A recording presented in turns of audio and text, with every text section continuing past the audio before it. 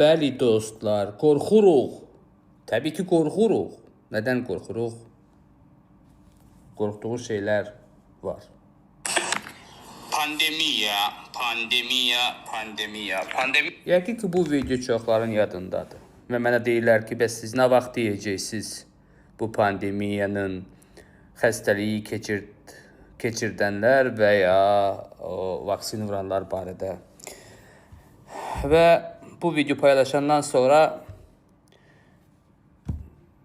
ətrafda dolaşan bəzi söz-söhbət və hiss etdiyim gərginliklər mənə onu göstərir ki, tanınmış insanlar dünya üzərində bir kəslər ki var, onlar qorxur və mən də qorxuram.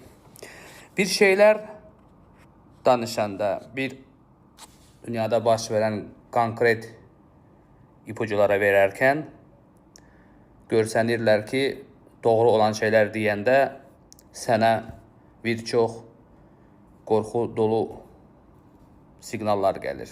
Və bu ondan xəbər verir ki, sən bir çox hallarda düzünü deyirsən.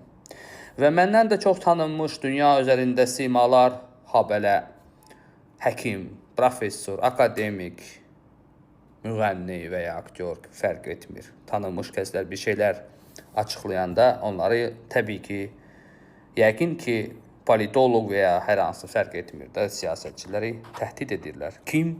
Söhbət Azərbaycandan getmir. Qlobalistlər. Dünya idarə edən böyük güclər. İstəmirlər ki, onlar barədə nələrsə doğru olan şeyləri kimlərsə desin, açıqlasın, analizlər eləsin. Və təbii ki, ya onları öldürür, ya yox edir, ya tutuzdurur, nəsə. Dünya güclər hər yerdə var. Dünya idarə edən qlobalistlər, yəni mənim dilimdə o vaxt mason və ya hər hansı bir qüvvələr, dünya idarə edən güclər dünyada gedən böyük prosesləri bilməsini istəmirlər. O barədə danışanları ya bir gülünc mənbəyinə gətirirlər, əgər balaca bir güclərdirsə, gülünc mənbəyinə gətirir, güldürür, keçir.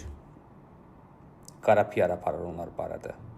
Və ya yox, insanlar artıq o barədə danışdıqları ciddiyə almağa başlasa və insanlar da analiz eləyəndə ki, doğrudan da bunun dediklərində bir doğruluq var, artıq onu oradan götürür. Ona görə də bu pandemiya barədə açıq danışmaqdan, ona görə qorxuram.